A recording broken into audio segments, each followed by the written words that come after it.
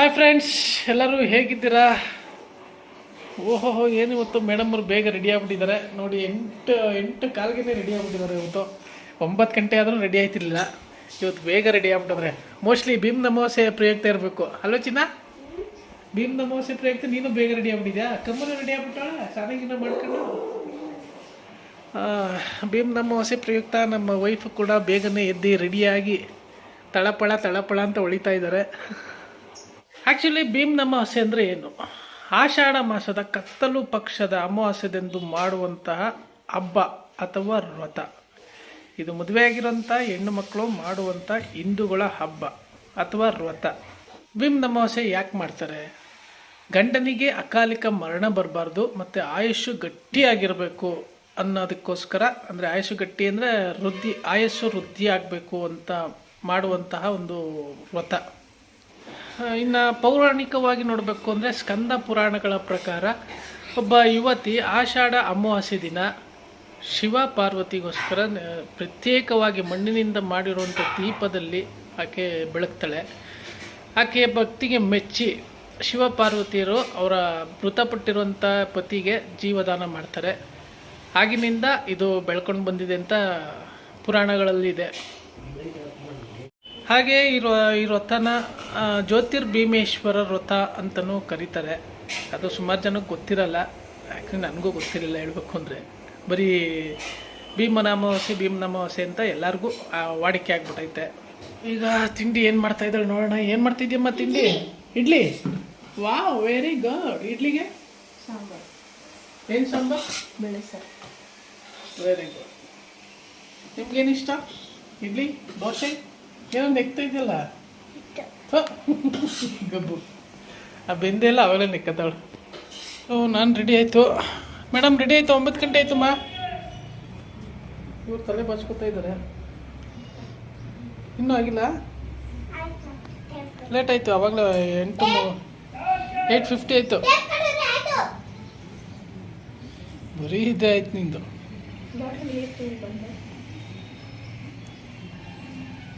Okay. ಏನೋ ಆಡ್ಕತ್ತೋಳು ಏನವ? Dance ಮಾಡ್ಕೊಳ್ಳಲ್ಲ ನೀ ಹೇಳ್ದೆ. ಕೊಯ್ಯಿ ಅಂದಂಗೆ ಕೇಳಿಸ್ತೈತೆ. ಅವ್ರ ಅಮ್ಮನ ಇನ್ನೊಂದ್ಸರಿ ಹೇಳು.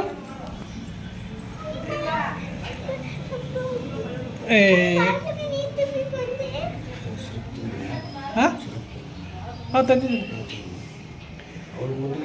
ಸೊ ಗಾಯ್ಸ್, ತಿಂಡಿ ತಿನ್ಬಿಡ್ತೀನಿ. ಹಾಂ, ಗೋಡ್ ಸಾಂಗ್ಸಾ? ಸೊ ಗಾಯ್ಸ್, ಬಿಸಿ ಮೃದು ಇಡ್ಲಿ, ಬೇಳೆ ಮತ್ತು ಇದು ಅವರೆಕಾಯಿ ಸಾಂಬಾರು. ಟೇಸ್ಟ್ ನೋಡೋಣ.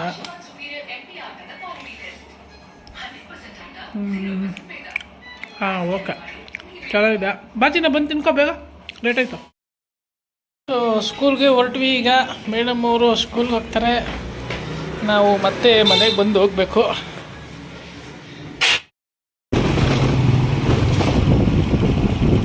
ಸೊ ಗಾಯ್ಸ್, ದಿನ ಬಿಟ್ಬಿಟ್ಟು ಬಂದೆ. ಹೋಗುವಾಗಲೂ ಹೇಳಿದ್ಲು ಬಿಟ್ಬಿಟ್ಟು ಬನ್ನಿ ಒಂದು 5 ನಿಮಿಷ ಮನೆಗೆ ಕಾಯ್ತಾ ಇರ್ತೀನಿ ಅಂತ. ಅವಳೇ ಕಾಯ್ತಾವಳೋ ಅಲ್ಲೇ ಕಾಯಿಸ್ತಾಳೋ ಗೊತ್ತಿಲ್ಲ. ಈಗ ಹೋಗಿ ನೋಡೋಣ. ಕರ್ಗೆ, ವಾಟ್ ಆರ್ ಡೂಯಿಂಗ್? ಹಾಂ, ಕೈ ಕಾಲು ಏನು ವಿಶೇಷ? ಭೀಮ್ ಅಮಾವಾಸ್ಯೆ ಸ್ಪೆಷಲ್ಗೆ ಎಲ್ಲ ತಟ್ಟೆ ಚೊಂಬು ನೀರು ಎಲ್ಲ ಇಟ್ಕೊಂಡು ಬರ್ತಾ ಇದ್ದಾರೆ. ಆಗಮಿಸ್ಬೇಕು. ಸ್ಪೆಷಲ್ ಪೂಜೆ, ಪಾದ ಪೂಜೆ. ವರ್ಷ ಈ ಥರ ಆಚರಣೆ ಕಾಮನ್ನು. ಆದರೆ ಈ ವರ್ಷ ಸ್ಪೆಷಲ್, ಯಾಕೆಂದ್ರೆ ಲಾಕ್ ಮಾಡ್ತಾ ಇದ್ದೀನಿ. ಹಾಂ, ಅಟ್ಲೀಸ್ಟ್ ವರ್ಷಕ್ಕೊಂದ್ಸಲಿ ನಾನು ಕಾಲಿಗೆ ಬೀಳ್ತಾರಲ್ಲ, ಅದೇ ಖುಷಿ ನನಗೆ. ಕಾಲಿಗೆ ಬೀಳಿಲ್ಲ ಅಂದರೆ ಸೇವೆ ಮಾಡಲ್ವ? ಕಾಲಿಗೆ ಬಿದ್ದೇ ಮಾಡ್ಬೇಕಾ? ಏನೋ ದೊಡ್ಡವ್ರು ಹೇಳ್ಕೊಂಬಂದವ್ರೆ ಪಾದ ಪೂಜೆ ಮಾಡಿದ್ರೆ ಒಳ್ಳೇದು ಅಂತ ಮಾಡ್ತೀವಿ. ಮಾಡಿ ಒಳ್ಳೇದಾಗಲಿ.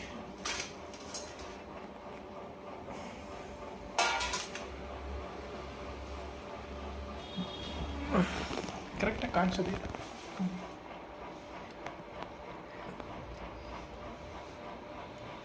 ಕಾಲು ಬೀಳೋದು ಹಂಗೆ ಮಾಡಿ ವಿಡಿಯೋ ತೋರಿಸ್ತಾ ಇರ್ಬೇಕಲ್ಲ ನಿಂಗೆ.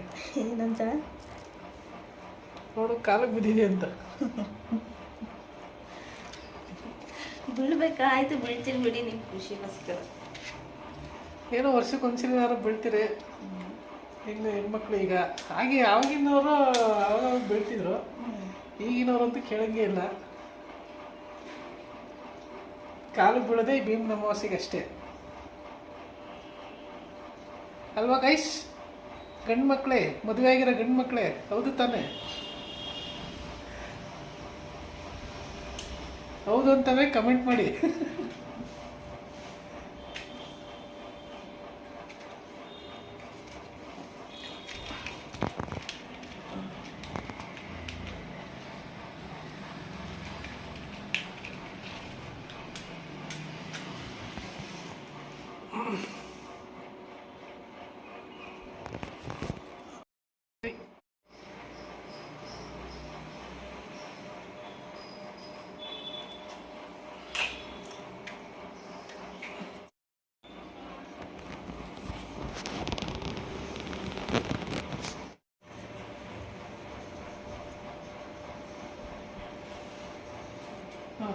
ಹಿಡೀರಿ. 3 ವರ್ಷ ಆರೋಗ್ಯ ಐಶ್ವರ್ಯ ದೀರ್ಘ ಕೊಟ್ಟು ಸುಮಂಗಲಿಯಾಗಿ. ದೀರ್ಘ ಸುಮಂಗಲಿ ಆಗಿ ಬದುಕು. ನಗಬಾರ್ದು, ಸೀರಿಯಸ್ ಆಗಿ ಮಾಡ್ತಿರೋದು. ಸೀರಿಯಸ್ ಪೂಜೆಲ್ಲ ಹಂಗೆಲ್ಲ ನಗಬಾರ್ದು. ಒಳ್ಳೇದಾಗಲಿ. ಎಲ್ಲರೂ ರಾಖಿ ಕಟ್ತಾರೆ, ಇವ್ರೇನೋ ಏನಿದು ನಿಮ್ಮ ಗಂಡನಿಗೆ ಒಳ್ಳೇದಾಗಲಿ ಅಂತ ಕಳ್ಸಿರೋದು. ಏನು ಹೆಸರು ಇದು?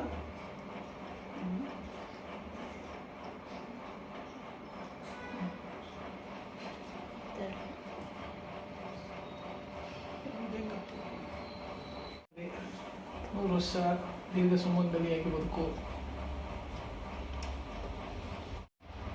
ಖುಷಿಯಾಗಿ ಮಕ್ಕ ಅರಳೋಯ್ತು, ಅಲ್ಲಿ ಆಶೀರ್ವಾದ ಮಾಡುತ್ತೆ. ಮತ್ತೆ ಹಂಗಂದ್ರೆ ಖುಷಿನೇ ತಾನೆ. ಇರಿ, ಸ್ವೀಟ್ ಕೊಡ್ತೀನಿ. ಸ್ವೀಟ್ ಬೇರೆ ಸ್ಪೆಷಲ್ ಇದೆ. ಜಾಮೂನು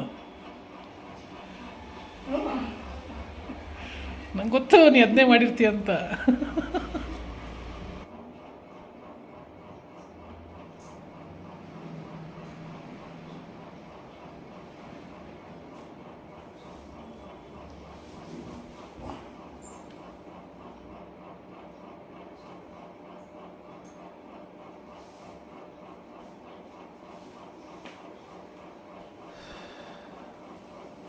ಗೈಸ್, ಜಾಮೂನ್ ಮಾಡಿದ್ದಾರೆ ಭೀಮ್ನ ಅಮಾವಾಸ್ಯೆ ಪ್ರಯುಕ್ತ. ತಿಂದು ಟೇಸ್ಟ್ ಹೆಂಗೈತೆ ಹೇಳಿ. ಹಿಡ್ಕೊ, ಹೇಳ್ತೀನಿ. ಏನು ಇಡಬೇಕು? ತಿನ್ನು, ಟೇಸ್ಟ್ ಮಾಡಿ ಹೇಳ್ಬೇಕಲ್ಲ. ಟೆಕ್ಸ್ಚರ್ ಹೆಂಗೈತೆ?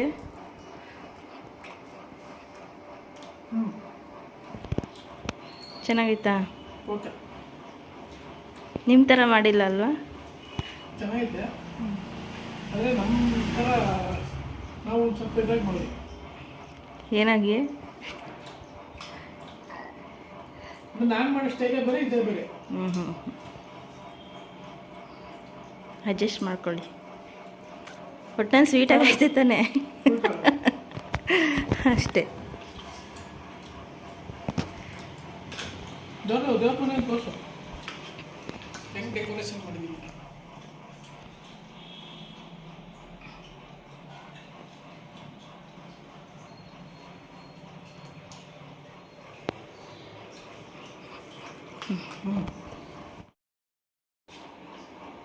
ಮೊದಲು ಹೆಂಗೆ ಅಂದರೆ, ಮೊಬೈಲ್ ಬರೋಕ್ಕೆ ಮುಂಚೆ ಹೆಣ್ಮಕ್ಳು ಗಂಡ ಚೆನ್ನಾಗಿರ್ಲಿ ಅಂತ ಸೀರಿಯಸ್ ಆಗಿ ಮಾಡೋರು. ಈಗೇನು ಅಂದರೆ ವಾಟ್ಸಪ್ ಸ್ಟೇಟಸ್ ಅಲ್ಲಿ, ಯೂಟ್ಯೂಬ್ ವಿಡಿಯೋಗೋಸ್ಕರ, ಇನ್ಸ್ಟಾಗ್ರಾಮ್ ರೀಲ್ಗೋಸ್ಕರ ಪಾದ ಪೂಜೆ ಮಾಡ್ತಾರೆ. ಹೌದಾ? ನಾನು ಹಾಕಲ್ಲ ಬಿಡಿ ಸ್ಟೇಟಸ್ಗೆ ವಿಡಿಯೋ ಎಲ್ಲ. ನೀನು ಹಾಕಲ್ಲ ಗೊತ್ತು, ಏನೋ ದೊಡ್ಡವ್ರು ಹೇಳೋರೆ ಅಂತ, ನನ್ನ ಗಂಡನಿಗೆ ಒಳ್ಳೇದಾಗಲಿ ಅಂತ ಮಾಡಿರೋದು. ಸುಮ್ಮನೆ ಕ್ಯಾಶುವಲ್ ಆಗಿ ಹೇಳೋದು, ಅದನ್ನೇ ಆಮೇಲೆ ಟ್ರೋಲ್ ಮಾಡೋದು, ಅದೆಲ್ಲ ಮಾಡಕ್ಕೆ ಹೋಗ್ಬಿಟ್ಟು ಸುಮ್ಮನೆ ತಮಾಷೆಗೆ ಹೇಳಿದೆ.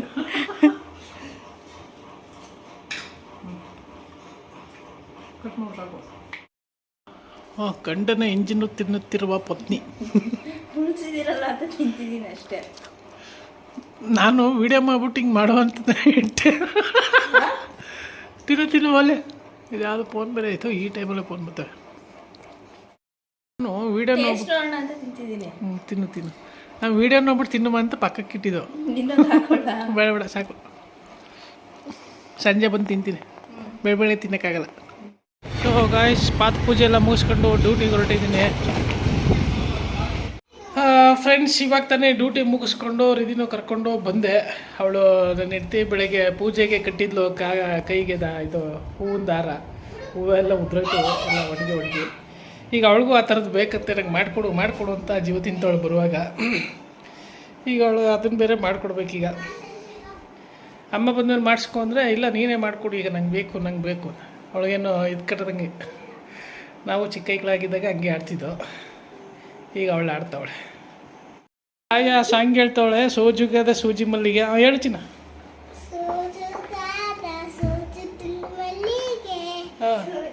ಅಷ್ಟೇ, ಫುಲ್ ಹೇಳ್ಬೇಕು.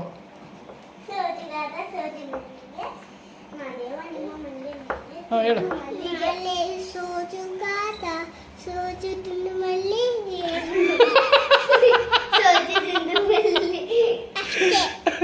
ಕರೆಕ್ಟಾಗಿ ಹೇಳು. ಸೋಜುಗಾದ ಸೂಜಿ ಮಲ್ಲಿಗೆ ಹೇಳು.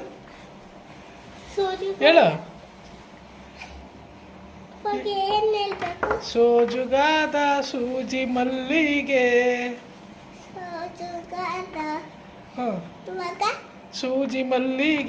ಸೂಜಿ ಮಲ್ಲಿಗೆ, ಮಾದೇವ ನಿಮ್ಗೆ, ಮಾದೇವ ನಿಮ್ಮ ಮಂಡೆ ಮ್ಯಾಲೆ ದುಂಡು ಮಲ್ಲಿಗೆ. ನೀನು ಇವಾಗ ಅಷ್ಟೇ ಹೋಗಪ್ಪ ಅಲ್ಲಿ. ಸೊ ಗಾಯ್ಸ್, ಕೊನೆಗೂ ಫೈನಲಿ ಮಾಡಿಸ್ಕೊಬಿಟ್ಲು ಕೈಗೆ. ಏನ ಇವಳಿಗೊಂದು ಇಬ್ರಿಗೂ ಹ್ಯಾಪಿನಾ, ಖುಷಿನಾ? ಹಾಂ ಏನು ಇಬ್ರಿಗೂ ಈಗ ಖುಷಿ ಆಗ್ಬಿಟ್ಟವ್ರೆ ಮಾಡಿಸ್ಕೊಂಡಿರೋದಕ್ಕೆ. ಕಟ್ಕೊಂಡು ಈಗ ಒಂದು ರೌಂಡ್ ಬರ್ತಾರೆ. ಈಗ ತಗೋತಿದ್ಯಾ?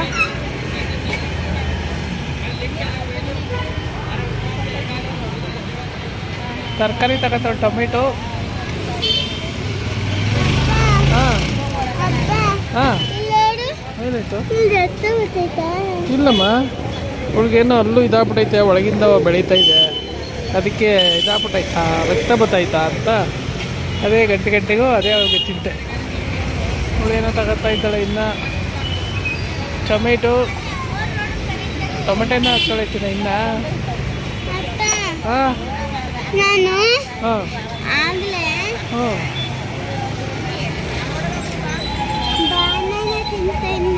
ಹಾಂ ಏನಾಗಲ್ಲ, ಅದು ಇನ್ನೇನು ಅಲ್ಲಿ ಬಿದ್ದೋಗುತ್ತೆ, ಅದು ಬಂದ ತಕ್ಷಣ ಅಲ್ಲಿ ಬಿದ್ದೋಗುತ್ತೆ. ಅದಕ್ಕೆ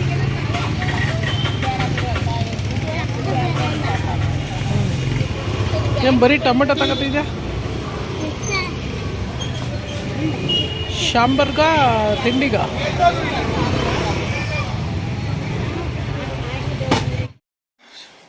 ಸೊ ಗಾಯ್ಸ್, ಇವಾಗ ಬಂದ್ವಿ.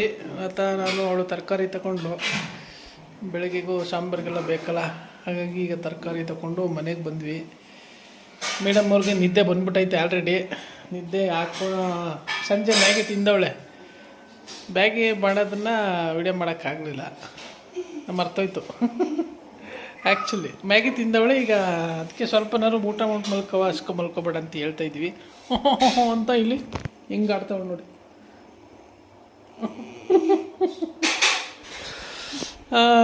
ಸೊ ಬೆಳಗ್ಗೆ ನಿಮಗೆ ಒಂದು ಭೀಮನ ಮಹೋತ್ಸವದ ಒಂದು ಕತೆ ಹೇಳ್ತಾ ಇದ್ದೆ. ಅದು ಸ್ವಲ್ಪ ಅರ್ಧಂಬರ್ಧ ತಿಳ್ಕೊಂಡು ಹೇಳಿದ್ದೆ. ಏನು ಅಂದರೆ, ಒಬ್ಬ ರಾಜ ಇರ್ತಾನಂತೆ. ಆ ರಾಜನ ಮಗ ತೀರೋಗ್ತಾನಂತೆ.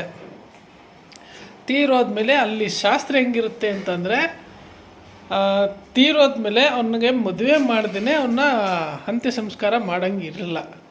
ಆ ಥರ ರೂಲ್ಸ್ ಇರುತ್ತೆ ಅವರ ಸಾಮ್ರಾಜ್ಯದಲ್ಲಿ.